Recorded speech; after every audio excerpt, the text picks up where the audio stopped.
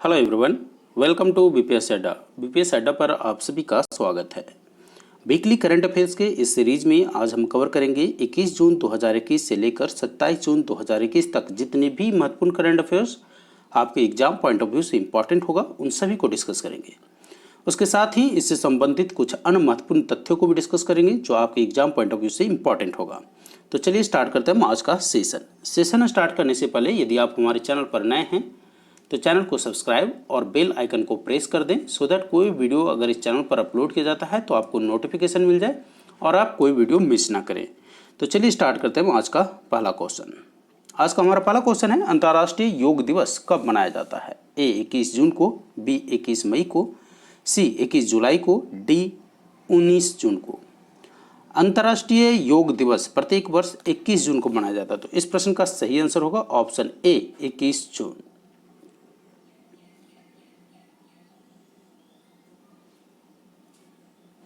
अगला प्रश्न है, सस्टेनेबल डेवलपमेंट सॉल्यूशन नेटवर्क के द्वारा जारी सतत विकास रिपोर्ट 2021 में भारत का स्थान क्या रहा?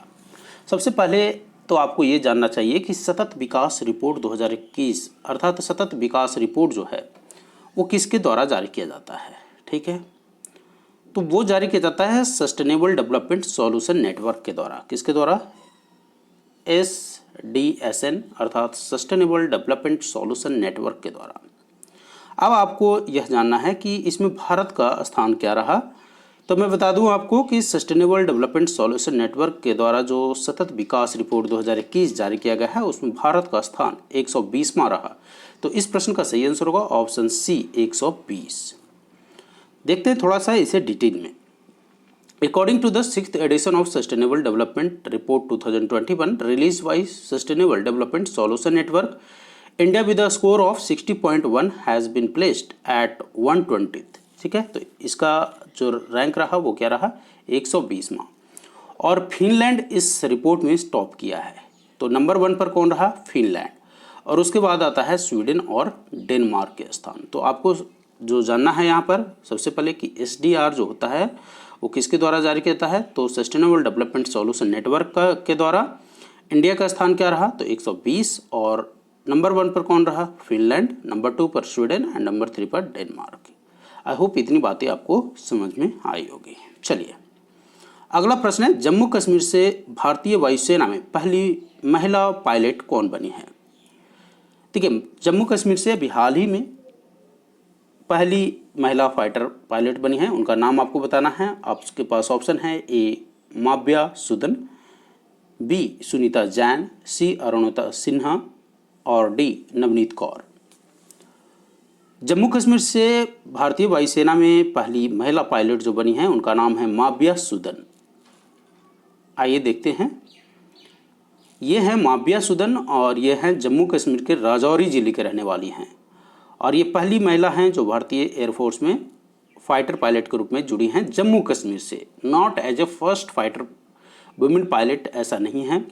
ये पहली महिला हैं जम्मू कश्मीर से जो एज ए फाइटर पायलट के रूप में भारतीय वायुसेना में जुड़ी हैं। तो इनका नाम आपको याद रखना, माव्या सुदन। ये हैं माव्या सुदन और ये जम्मू कश्मीर के राजौरी जिले के रहने वाले हैं। चलिए अगला प्रश्न देखते हैं। अगला प्रश्न है, हाल ही में इनमें से किसे विश्व बैंक और IMF उच्च सलाहकार समूह का सदस्य नामित किया गया है? आपके पास ऑप्शन है A M.K. Singhal, B Montek Singh Ahluwalia, C Rajiv Kumar, D Arvind Panagariya. विश्व बैंक और IMF के उच्च सलाहकार समूह का सदस्य जिन्हें नामित किया गया है उनका नाम है मोंटेक सिंह आहलुवालिया। तो इस प्रश्न का सही आंसर होगा ऑप्शन बी मोंटेक सिंह आहलुवालिया। चलिए अगला प्रश्न है, 7वें अंतर्राष्ट्रीय योग दिवस के अवसर पर माई योगा मोबाइल ऐप का अनावरण किसके द्वारा किया गया है? आपके पास ऑप्शन है ए गृह मंत्री अमित शाह, बी रक्षा मंत्री राजनाथ सिंह, सी विदेश मंत्री S जयशंकर एंड डी प्रधानमंत्री नरेंद्र मोदी।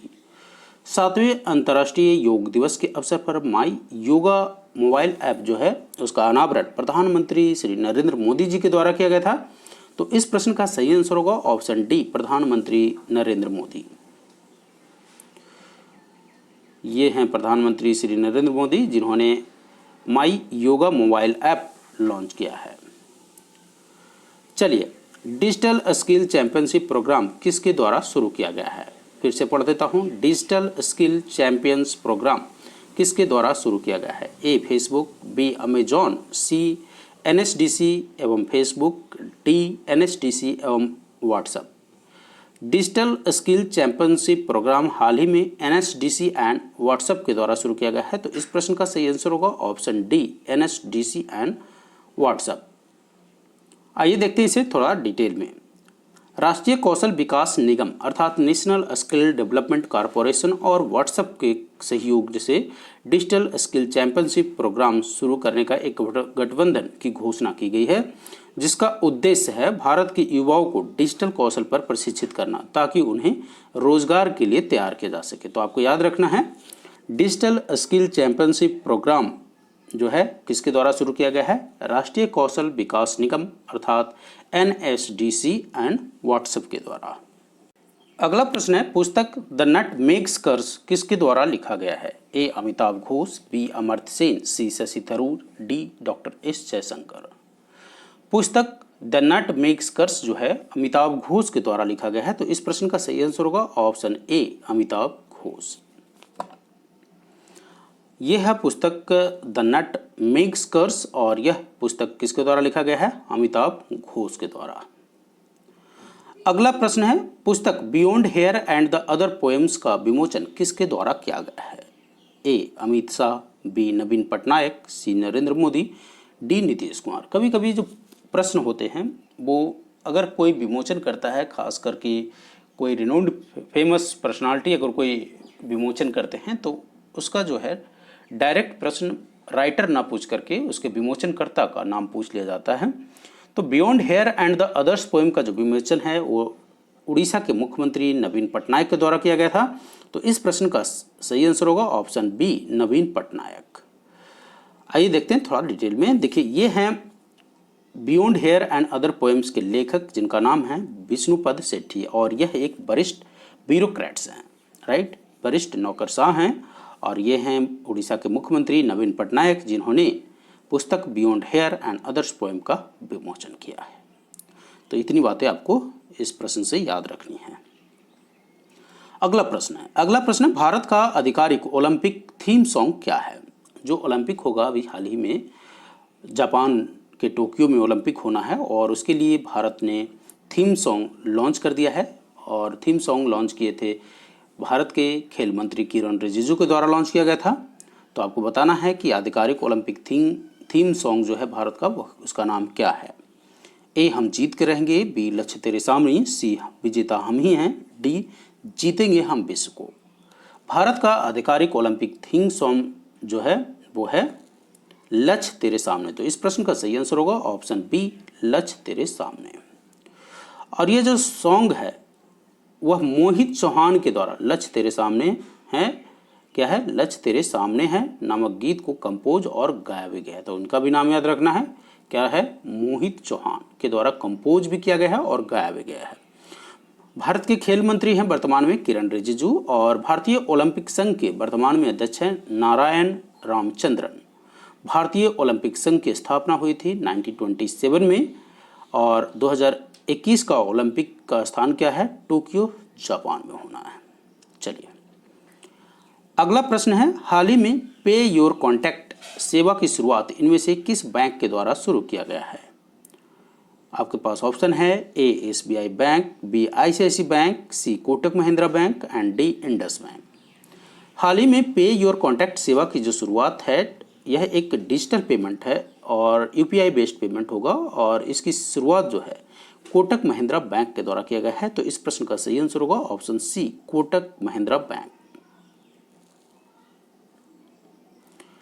कोटक महिंद्रा बैंक की अगर हम बात करें तो कोटक महिंद्रा बैंक की स्थापना 2003 में हुआ था और इसका मुख्यालय मुंबई, महाराष्ट्र में है। कोटक महिंद्रा बैंक के एमडी और वर्तमान में जो सीईओ हैं वो हैं उदय कोटक, और कोटक महिंद्रा बैंक का जो टैगलाइन है वो है लेट्स मेक मनी सिंपल। क्या है? Let's make money simple. Specially for those student who are preparing for banking, उनको टैगलाइन याद करने की आवश्यकता पड़ती है, ठीक है। Otherwise there is no such types of question being asked in any examination. Bank के अलावा ये जो टैगलाइन वाला क्वेश्चन है नहीं पूछा जाता है जनरली। लेकिन बैंकिंग के एग्जाम में खास करके क्लर्क का जो एग्जाम होता है या पीओ का जो एग्जाम होता है उसमें इस तरह का प्रश्न देखने को मिलता है। चलिए अगला प्रश्न है, किस राज्य सरकार ने एस्थर डुफ्लो और भारतीय रिजर्व बैंक के पूर्व गवर्नर रघुराम राजन को राज्य के लिए 5 सदस्यीय आर्थिक सलाहकार परिषद के हिस्से के रूप में नामित किया है? एक बार फिर से पढ़ देता हूं आपके लिए। किस राज्य सरकार ने एस्थर डुफ्लो और भारतीय रिजर्व बैंक के पूर्व गवर्नर रघुराम राजन को राज्य के 5 सदस्यीय आर्थिक सलाहकार परिषद के रूप में नियुक्त किया गया है? एक काफ़ी ही अच्छा मूव है और मैं इसको काफ़ी ही सराहनीय कदम बताता हूं किसी राज्य के द्वारा। तो अभी आपको बता दूंगा कि आंसर इसका क्या होगा। आपके पास ऑप्शन है, A Karnataka, B Andhra Pradesh, C Tamil Nadu and D Rajasthan. देखिए एस्थर डुप्लो और भारतीय रिजर्व बैंक के पूर्व गवर्नर रघुराम राजन को जो 5 सदस्यीय आर्थिक सलाहकार परिषद के रूप में नियुक्त किया गया है वो तमिलनाडु सरकार के द्वारा नियुक्त किया गया है। तो इस प्रश्न का सही आंसर होगा ऑप्शन सी, तमिलनाडु।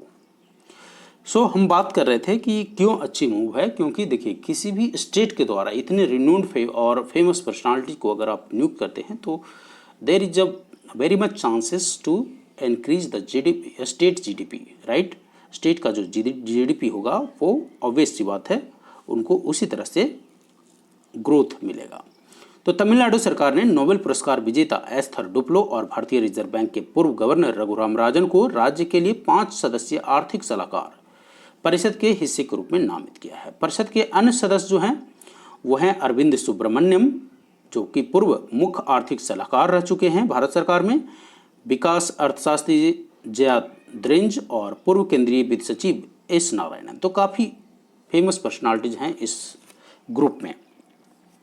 अगर हम तमिलनाडु की बात करें तो तमिलनाडु को आप देखिए मैप पे, तमिलनाडु ये पूरा भारत का मैप है और इस प्यारा भारत में जो तमिलनाडु है ये, हाँ आप देख सकते हैं location of Tamil Nadu red portion वाला। तमिलनाडु के वर्तमान में राज्यपाल हैं बनवारी लाल पुरोहित और तमिलनाडु के वर्तमान में मुख्यमंत्री हैं एम.के. स्टालिन। इतनी बातें आपको याद रखना है इस प्रश्न से। आई होप इतनी बातें समझ में आई होगी। चलिए अगला प्रश्न है, my joys and sorrow as a mother of a special child पुस्तक किसके द्वारा लिखा गया है? My joys and sorrow as a mother of a special child जो पुस्तक है किसके द्वारा लिखा गया है? A Girish Karnad, B Amartya Sen, C Krishna Saxena and D Salman Rushdie. देखिए यह पुस्तक जो है कृष्णा सक्सेना के द्वारा लिखा गया है। तो इस प्रश्न का सही आंसर होगा ऑप्शन सी, कृष्णा सक्सेना। आइए देखते हैं इसे। ये हैं कृष्णा सक्सेना और इस पुस्तक का जो विमोचन है वो किसके द्वारा किया गया है? हर्षवर्धन, डॉक्टर हर्षवर्धन के द्वारा, केंद्रीय स्वास्थ्य मंत्री डॉक्टर हर्षवर्धन के द्वारा कृष्णा सक्सेना के द्वारा लिखित पुस्तक माई जॉयज एंड सोरो पुस्तक का अनावरण किया गया है। इसको आपको याद रखना है, काफ़ी महत्वपूर्ण प्रश्न बन जाता है। चलिए अगला प्रश्न है, अंतर्राष्ट्रीय ओलंपिक दिवस कब मनाया जाता है? ए 20 जून, बी 21 जून, सी 22 जून एंड डी 23 जून। प्रत्येक वर्ष अंतर्राष्ट्रीय ओलंपिक दिवस जो है 23 जून को मनाया जाता है। तो इस प्रश्न का सही आंसर होगा ऑप्शन डी, 23 जून। अंतर्राष्ट्रीय ओलंपिक समिति का जो मुख्यालय है वो कहाँ है? लौसाने, स्विट्जरलैंड में। इसको भी आपको याद रखना है। अंतर्राष्ट्रीय ओलंपिक समिति का मुख्यालय कहाँ है? लौसाने, स्विट्जरलैंड में। अंतर्राष्ट्रीय ओलंपिक समिति के अध्यक्ष हैं थॉमस बॉच और अंतर्राष्ट्रीय ओलंपिक समिति की स्थापना कब हुआ था? 23 जून 1894 को पेरिस अर्थात फ्रांस में हुआ था। अगला प्रश्न देखते हैं। अगला प्रश्न है, संयुक्त राष्ट्र लोक सेवक दिवस कब मनाया जाता है? ए 21 जून को, बी 23 जून को, सी 25 जून को, डी 20 जून को। देखिए अगर आपको वीडियो मेरा अच्छा लग रहा हो तो वीडियो को लाइक करना और अपने दोस्तों के ग्रुप में शेयर करना मत भूलिएगा। आप लोग इस वीडियो को मैक्सिमम लोगों को शेयर कीजिए ताकि उनको भी इस वीडियो का फ़ायदा पहुंचे। हमारा प्रयास यही रहता है कि आपको वही रिलेवेंट क्वेश्चंस को अपडेट किया जाए जिसकी पूछे जाने की संभावना मैक्सिमम रहती है। तो ए 21 जून, बी 23 जून, सी 25 जून एंड डी 20 जून। आपके पास ये ऑप्शन दिया है 4। आपको बताना है कि संयुक्त राष्ट्र लोक सेवक दिवस कब मनाया जाता है। तो संयुक्त राष्ट्र लोक सेवक दिवस जो है 23 जून को बनाया जाता है। तो इस प्रश्न का सही आंसर होगा ऑप्शन बी 23 जून। अगला प्रश्न है, हाल ही में निकोल पानसियन किस देश के प्रधानमंत्री बने हैं? आपको बताना है कि हाल ही में निकोल पानसियन जो हैं किस देश के प्रधानमंत्री बने हैं। आपके पास ऑप्शन है, ए तुर्की, B Armenia, C Azerbaijan and D Georgia. Nikol Pashinyan जो है आर्मेनिया के प्रधानमंत्री के रूप में नियुक्त किए गए हैं। तो इस प्रश्न का सही आंसर होगा ऑप्शन बी आर्मेनिया। ठीक है, नाम इनका है निकोल पानसियन और किस देश के बने हैं? आर्मेनिया के। आइए देख लेते हैं आर्मेनिया को मैप में। So here you can see the map of Armenia. ये है आर्मेनिया और इसके अगल बगल में कौन है? अजरबैजान है, तुर्की है और जॉर्जिया है, ठीक है, और ईरान भी है। ठीक है, साउथ वेस्ट एशिया में पड़ता है इसका लोकेशन और आर्मेनिया की राजधानी है एरेवन। क्या है? एरेवन है और आर्मेनिया की मुद्रा है आर्मेनियाई दरम। सो आज की इस वीडियो में बस इतना ही। अगर आपको हमारा वीडियो अच्छा लगा हो तो इसे लाइक और अपने दोस्तों को भी शेयर करना ना भूलें। धन्यवाद।